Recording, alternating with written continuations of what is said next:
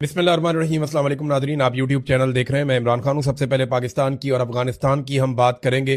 اس پہ ایک سہیل آفریدی کا ٹویٹ آیا، میں پہلے آپ کے سامنے وہ رکھ دیتا ہوں۔ سہیل آفریدی نے جو باتیں کی ہیں اس سے ذرا کلیئرٹی آ جائے گی، کیونکہ 24 گھنٹے بھی نہیں گزرے افغانستان اور پاکستان کی جھڑپیں ہوئے اور پاکستان تحریک انصاف کے اوپر الزامات لگانا شروع کر دیے بہت سارے لوگوں نے کہ جناب یہ طالبان کے ساتھ کھڑے ہیں، کل یہ انڈیا کے ساتھ کھڑے تھے، کل یہ فلاں کے ساتھ کھڑے تھے، یہ پاکستان کے ہر دشمن کے ساتھ کھڑے ہو جاتے ہیں۔ حالانکہ انڈیا کے خلاف جب لڑائی ہوئی تھی تو پاکستان تحریک انصاف کے سوشل میڈیا نے بیانیہ بنایا تھا، اور پاکستان تحریک انصاف کے سوشل میڈیا نے وہ درگت بنائی تھی سوشل میڈیا کے میدان میں بھارت کی کہ وہ یاد رکھے گا لمبے عرصے تک۔ یعنی جتنی ان کو سوشل میڈیا میں مار پڑی اس میں بہت بڑا حصہ پاکستان کے سوشل میڈیا کا تھا۔ ابھی تو پی ایم ایل این کے لوگوں نے بڑا عجیب و غریب، وہ اچھا جی عجیب و غریب قسم کا ایک وہ نمونہ بنا کے ڈال دیا ہے۔ تو اگر یہ نیریٹو اس طرح کے لوگ بنائیں گے نا تو اس سے اچھا بنایا ہی نہ۔ بہرحال یہ سہیل آفریدی صاحب نے اسٹیٹمنٹ دیا، اس سے بڑی کلیئرٹی آئی ہے اور یہ چیزیں ریکارڈ کے اوپر رہنی چاہیے۔ اور پاکستان کے خلاف کسی بھی ملک کی طرف سے کوئی اشتعال انگیزی یا جارحیت ہوتی ہے تو بغیر کسی خوف اور ڈر کے ہم پاکستان کے دفاع کے لیے ہر حد تک جائیں گے۔ یہ صرف حکومت خیبر پختونخوا نہیں بلکہ ہر پاکستانی اپنا قومی فریضہ سمجھتا ہے۔ اندرونی اختلاف اور غلط پالیسیوں پر تنقید کے باوجود بیرونی سازشوں یا جارحیت میں ہم اپنے ملک اور سیکورٹی فورسز کے ساتھ کھڑے رہیں گے۔ یہ ہے جناب بات کہ ہمیں آپ سے بہت گلے اور شکوے ہیں اور آپ کی پالیسیوں سے شدید اختلاف ہے، لیکن اس کے باوجود جب کوئی باہر سے حملہ آور ہوگا تو پھر ہم پاکستان کے لیے کھڑے ہوں گے، پھر لڑنا پڑے گا۔ لیکن یہ ایک طرف سے نہیں ہونی چاہیے چیز، یعنی ملٹری اسٹیبلشمنٹ اپنا ظلم بند کرے نا اس وقت جب باہر سے حملہ ہوا ہے۔ اگر وہ یہ چاہتے ہیں کہ انہیں غیر مشروط سپورٹ ملے تو وہ ظلم بھی بند کرے نا، یہ بھی بہت ضروری ہے۔ عمران خان صاحب کی کچھ ہدایات کو ریکارڈ پہ لائے، انہوں نے کہا جی، اب عمران خان صاحب نے کہا تھا کہ اب افغانستان اور قبائلی علاقوں میں امن کے قیام کے لیے 3 فریقوں کو ساتھ لے کر چلنا ناگزیر ہو گیا۔ سب سے پہلے پاکستان کے قبائلی علاقوں کی عوام، دوسری افغان حکومت اور تیسری افغانستان کی عوام۔ ان 3 فریقین کی مدد کے بغیر کوئی کامیاب آپریشن یا پائیدار حل نہیں ہو سکتا، یہ عمران خان نے کہا تھا۔ دیکھیں، پاکستان کی حکومت کو مشورہ دیا تو چوتھا فریق تو پاکستان کی حکومت ہو گئی نا، ایک فریق افغانستان کی حکومت ہو گئی، اور دونوں طرف کے جو قبائلی علاقوں کے عوام ہیں ان کو آپ ساتھ ملائیں گے تو آپ دہشت گردی کا خاتمہ کریں گے۔ اس سے بہتر کوئی پالیسی ہو نہیں سکتی۔ تو عمران خان صاحب نے اس کے اوپر کافی بار بار بات کی ہے، سہیل آفریدی نے وہ بات بھی دہرائی، اور ساتھ ہی انہوں نے یہ کہا کہ جب بھی کبھی ایسی صورتحال ہوگی تو ہم سارے ساتھ کھڑے ہوں گے۔ یہ بہت امپورٹنٹ تھا۔ اب میں نے ایک سروے کروایا عوامی، لیکن اس سے پہلے میں بتاؤں کہ بڑے اہمکانہ قسم کے سوالات کیے جا رہے ہیں پاکستان کے اندر، اور غداریوں کے سرٹیفکیٹس بانٹے جا رہے ہیں۔ یہ بے شرمی کی جا رہی ہے، اور یہ وہ لوگ کر رہے ہیں جنہیں صرف شاباشی چاہیے، شاباشی چاہیے ملٹری اسٹیبلشمنٹ کی کہ جناب ہم آپ کے بہت پالتو ہیں، لہذا دیکھیں ہم غداریوں کے سرٹیفکیٹ بانٹنا شروع ہو گئے۔ یعنی تم کس کے ساتھ ہو، یہ کیا سوال ہوا؟ بھئی جو افغانستان کا آدمی ہے یا افغانی ہے وہ افغانستان کے ساتھ ہوگا، اور جس کے پاس پاکستان کا شناختی کارڈ پاسپورٹ ہے وہ پاکستان کے ساتھ ہوگا، تو ہر پاکستانی پاکستان کے ساتھ ہی ہوگا نا۔ یہ سوال کرنے کا مقصد ایک تقسیم پیدا کرنا ہے ملک کے اندر۔ دیکھیں، اختلاف رائے ہوتا ہے، کئی لوگ کہتے ہیں اس کام کو کرنے کا یہ طریقہ ٹھیک ہے، کئی لوگ کہتے ہیں نہیں وہ طریقہ ٹھیک ہے، کئی لوگ کہتے ہیں یہ کام کیوں کر رہے ہو۔ اختلاف ہوتا ہے تو اس کے ذریعے سے ملک کو تقسیم نہیں کرتے، غداریوں کے سرٹیفکیٹ نہیں بانٹتے۔ یہ بڑا اہمکانہ سوال ہے کہ تم کس کے ساتھ ہو، یعنی پاکستانیوں میں اختلاف رائے کو ایک بڑی تقسیم میں بدل کر یہ غداریوں کے سرٹیفکیٹ بانٹ رہے ہیں کہ یہ محب وطن ہے اور یہ غدار ہے، اور یہ ہم نے جناب ایک طریقہ کار بنا لیا، اس سے پتہ چل جائے گا۔ یہ بڑی زیادتی ہے۔ میں نے ایک عوامی سروے کروایا اور اس میں آپ کو پتہ چلے گا کہ پاکستانی کیا سوچ رہے ہیں۔ یہ عوامی سروے میں آپ کے سامنے رکھتا ہوں، یہ ویڈیو ہے جناب، یہ دیکھیں۔ اس میں ہم نے عوامی سروے کروایا جس میں مذاکرات یا جنگ، یہ 2 آپشن ہم نے پاکستانیوں کے سامنے رکھے۔ تو اس میں سوال ہم نے یہ پوچھا، پاکستان اور افغانستان کے درمیان کشیدگی اور اس کے سلسلے میں مذاکرات سے حل کرنا چاہیے یا جنگ سے کرنا چاہیے، سوال ہم نے پوچھا تھا کہ آپ کی اوپینین کیا ہے بطور پاکستانی۔ تو ہم نے آپشن نمبر 1 رکھا تھا مذاکرات، آپشن نمبر 2 رکھا تھا جنگ۔ اس کے اوپر جو لوگوں نے رد عمل دیا، پہلے میں آپ کو یہ بتا دوں کہ ہزاروں لوگوں نے اس کے اوپر ووٹنگ کی ہے، بہت بڑی تعداد میں ووٹنگ کی ہے، اور 80.6% لوگ جو ہے انہوں نے واضح جواب دیا ہے ہاں میں یا نہ میں، یعنی مذاکرات میں یا جنگ میں۔ آپشن نمبر 1 اور آپشن نمبر 2 جو استعمال کیے، یعنی مذاکرات کا آپشن اور جنگ کا آپشن جن لوگوں نے استعمال کیا وہ 80% ہے۔ ان کے علاوہ جو باقی لوگ ہیں ان کی تعداد کم ہے، یعنی 20% ایسے لوگ ہیں، 19.4%، جو اپنے کمنٹس کے اندر ڈسکشن کرتے رہے۔ کئی کہہ رہے ہیں ڈالروں والی جنگ ہے، ڈالروں میں کیوں چلے گئے، کئی کہہ رہے ہیں جی پرانے جرنیل اس کے لیے ذمہ دار ہیں، کوئی ضیاء الحق کا رونا رو رہا ہے، کوئی بات کر رہا ہے، کوئی پرویز مشرف کی بات کر رہا ہے۔ تو وہ لگ بھگ ہمارے پاس جو جوابات آئے ان میں 19.4% جواب ایسے ہیں جو ڈسکشن پہ ہیں، لیکن 80.6% جواب جو ہے وہ بڑے کلیئرٹی کے ساتھ آئے ہیں۔ ان میں لوگوں نے آپشن لیا ہے جنگ کا یا مذاکرات کا۔ اب جناب مذاکرات کے حامی لوگ کتنی بڑی تعداد میں ہیں، یعنی پاکستانی جنہوں نے ہزاروں کی تعداد میں ووٹ ڈالا، 89.4% مذاکرات کے حامی ہیں، یعنی 89.4%، 99.4% مذاکرات کے حامی ہیں، اور 10.6% جو ہیں وہ جنگ کے حامی ہیں، یعنی 90% پاکستانی لگ بھگ یہ چاہتے ہیں کہ پاکستان اور افغانستان کے بیچ میں مذاکرات کے ذریعے سے امن پیدا ہو جائے، اور لگ بھگ 10 سے 11% پاکستانی یہ سوچتے ہیں کہ نہیں، یہ معاملہ ایسے ٹھیک نہیں ہوگا، آپ کو جنگ لڑنی پڑے گی۔ تو یہ جو مذاکرات کی بات کر رہے ہیں، کیا یہ سارے غدار ہو گئے؟ اور وہ جو 10-11% یہ کہہ رہے ہیں جناب جنگ کر لو، تو وہ سارے محب وطن ہو گئے؟ یہ طریقہ کار نہ کریں، یہ زیادتی نہ کریں، پاکستانیوں کو غدار نہ کریں، اور اتنی بڑی تقسیم پاکستان کے اندر پیدا نہ کریں۔ لوگوں کی اپنی اپنی سوچ اور اپنا اپنا طریقہ کار ہوتا ہے، اس کی بنیاد کے اوپر، اختلاف رکھنے کی بنیاد کے اوپر، لوگوں کی حب الوطنی کے اوپر کراس نہ لگائیں۔ یہ بے وقوفی ہے اور یہ احمقوں والی حرکت ہے، اس سے پاکستان میں نفرت پھیلے گی اور کچھ نہیں ہوگا۔ اب ناظرین، لوگ جو ہے نا مختلف حقائق نکال کر سامنے رکھ رہے ہیں۔ مثال کے طور پہ یہ ڈونلڈ ٹرمپ کا ایک سٹیٹمنٹ ہے، اس کو ثبوت کے طور پہ پیش کیا جا رہا ہے۔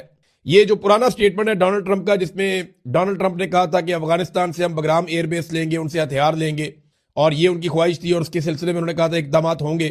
اس کے فوراً بعد بھی پاکستان نے ایک اٹیک کیا تھا افغانستان کے اوپر، ایک جھڑپیں تب بھی ہو گئی تھی، اور پاکستان کا رویہ ڈونلڈ ٹرمپ کے ان سٹیٹمنٹس کے بعد بہت تیزی سے افغانستان کے ساتھ بدلا ہے، اور بات چیت کے بجائے ہم نے ان کے ساتھ ڈائریکٹلی لڑائی شروع کی ہے، اور افغان بھی لڑائی کر رہے ہیں۔ وہاں کی حکومت جو ہے اسے بھی مذاکرات کرنے چاہیے، پاکستانی حکومت کو بھی مذاکرات کرنے چاہیے۔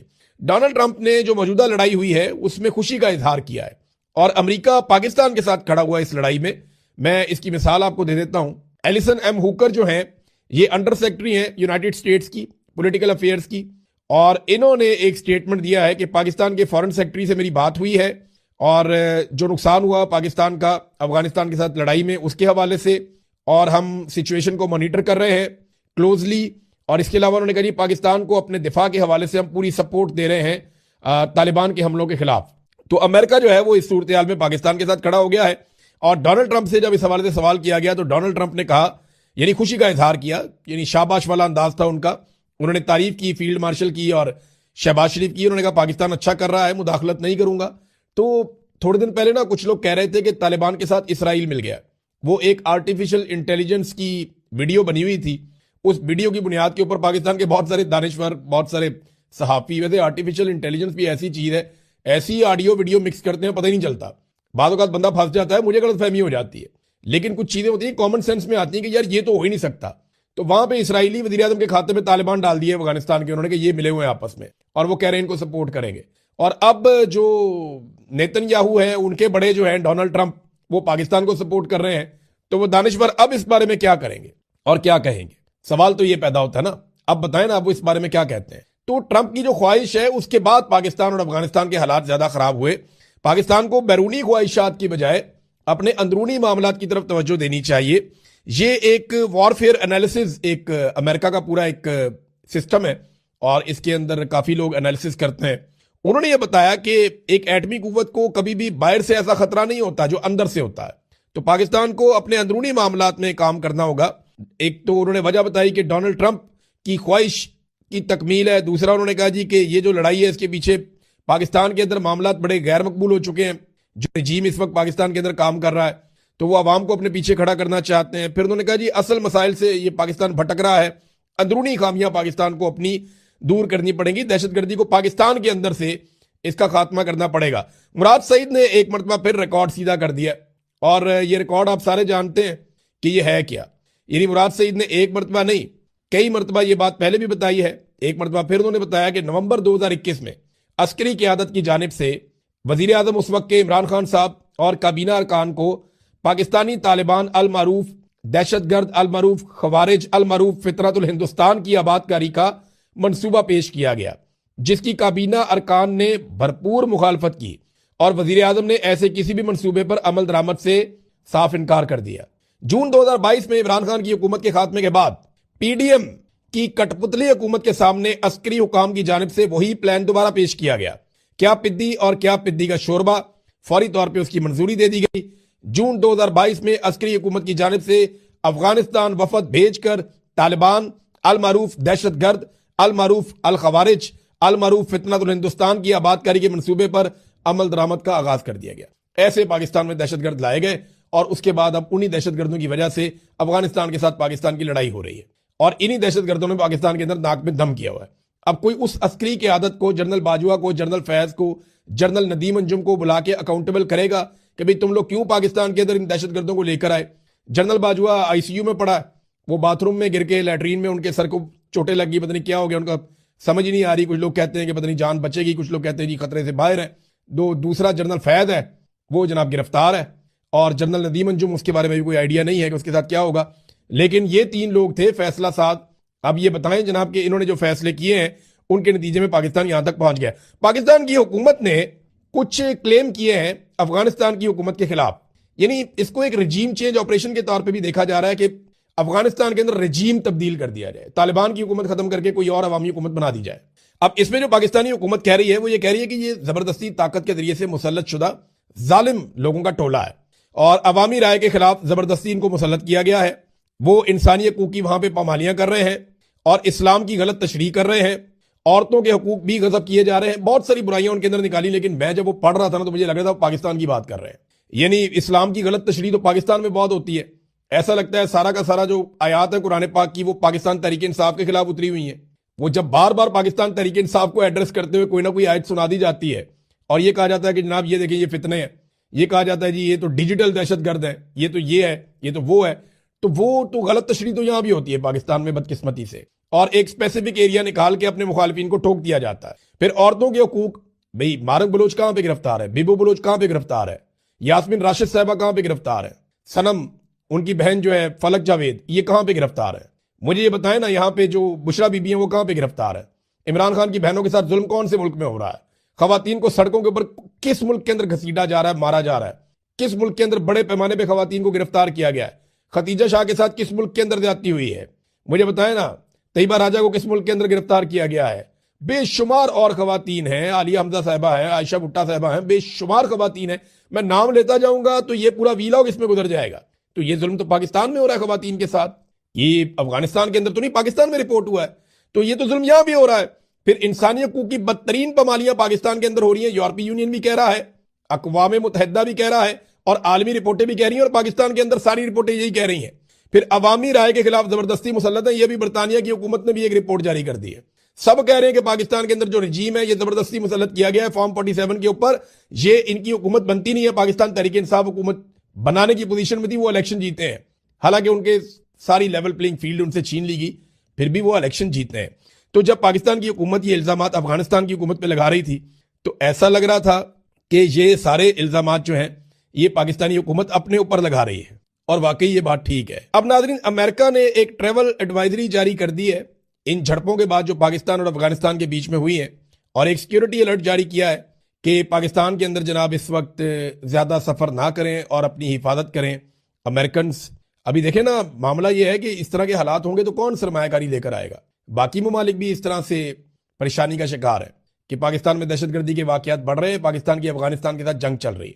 اب پوری دنیا کے اندر پاکستان کا کیا امیج گیا کہ جناب افغانستان اور پاکستان کی جنگ لگ گئی اور یہ لڑائی لگ گئی۔ دنیا تو اس کو ایسے ہی دیکھتی ہے نا، تو جب یہ خبریں پوری دنیا کے اندر جاتی ہیں تو اس کا مطلب کیا ہے کہ سرمایہ کاری نہ لے کر جانا وہاں پہ ڈوب جائے گی، وہ تو جنگ زدہ علاقہ ہے۔ تو اس قسم کی حرکتیں کرتے ہوئے آپ تھوڑا بہت خوشی تو حاصل کر لیتے ہیں، آپ کو یہ تو لگتا ہے کہ تھوڑی ریلیونسی بڑھ گئی ہے، آپ کو یہ تو لگتا ہے کہ امریکہ کے ساتھ، ڈونلڈ ٹرمپ کے ساتھ تعلقات مزید بہتر ہو گئے ہیں، وہ خوش ہو جائے گا۔ لیکن ساتھ ہی ساتھ آپ پاکستان کی پیٹھ میں ایک چھرا گھونپتے ہیں جس کی وجہ سے پاکستان میں سرمایہ کاری نہیں آتی۔ یعنی ہم ہمیشہ ان جنگوں کا حصہ رہے ہیں، ہمیشہ جرنیلوں نے ہمیں ان جنگوں کے اندر جھونکا ہے جو جنگیں ہماری تھی ہی نہیں، اور یہ خواجہ آصف صاحب نے کہا، میں نہیں کہہ رہا، بہت سارے لوگ اور پاکستان میں یہ کہتے ہیں، اب تو جرنیل خود تسلیم کرتے ہیں کہ ہم غلط جنگوں کا حصہ بنے رہے ہیں ماضی میں، اور آج بھی شاید ہم وہی کر رہے ہیں، ہماری پالیسی نہیں بدلی۔ ایمل ولی خان صاحب نے یہ بات کی ہے، فضل الرحمان صاحب یہ بات کرتے ہیں، اور پاکستان تحریک انصاف یہ بات کرتی ہے، تمام اپوزیشن جماعتیں، حتیٰ کہ حکومت کے اندر بیٹھی ہوئی جماعتیں بھی کہتی ہیں کہ ہماری پالیسی دہشت گردی کے معاملات کو لے کر یا افغان پالیسی کو لے کر بڑی ناقص رہی ہے ہمیشہ سے۔ اب دیکھیں نا، انڈیا طالبان کے ساتھ تعلقات بنا سکتا ہے وہاں سے آ کے، تو ہمیں کیا مسئلہ ہے؟ ہمیں بھی ان سے تعلقات بنا لینے چاہیے تھے۔ کہ بھی بیٹھو بات کرتے ہیں، دہشت گردی ختم کرنی ہے، آپ کے وہاں بھی ہو رہی ہے، ہمارے یہاں بھی ہو رہی ہے، مل کر مارتے ہیں، اپنی عوام کو ساتھ ملاؤ، ہم اپنی عوام کو ساتھ ملاتے ہیں. تو بیٹھ کے اس چیز کو کیا جا سکتا تھا، لیکن ٹرمپ کی خواہش کیسے پوری ہوتی؟ اب ناظرین، برطانیہ نے ایران کے اندر اپنا سفارت خانہ خالی کروا دیا ہے. بالکل، چین نے بھی اپنے شہریوں کو سفر کرنے سے روک دیا ہے. بہت سارے ممالک نے اس خطے کے اندر اپنی پروازیں بند کر دی ہیں. ایران کے شہری بڑی تعداد میں گلف ممالک کی طرف جا رہے ہیں، اور خاص طور پہ عمان کے اندر بہت بڑی تعداد میں میرے کو دوستوں نے بتایا کہ وہاں پہ ایرانی شہری پہنچے ہیں، کیونکہ وہاں پہ غالباً ویزا فری انٹری ہے، اس کی وجہ سے وہاں چلے جاتے ہیں. تو اب ایران کے اوپر اٹیک ایسا لگتا ہے کہ امریکہ کر سکتا ہے. وہ ایک دباؤ تو بہت بڑھا دیا انہوں نے. اسرائیل میں ان کے نئے ہتھیار بھی پہنچے ہیں، ان کا جنگی بیڑا بھی اسرائیل میں پہنچا ہے. تو ایسا دکھائی دے رہا ہے کہ کچھ نہ کچھ بڑی ایکٹیویٹی اس خطے میں ہو سکتی ہے. اور اگر ایران کے ساتھ امریکہ کی لڑائی ہوتی ہے تو یہ ایک ایسی چیز ہوگی جو پورے خطے کے بیلنس کو تبدیل کرے.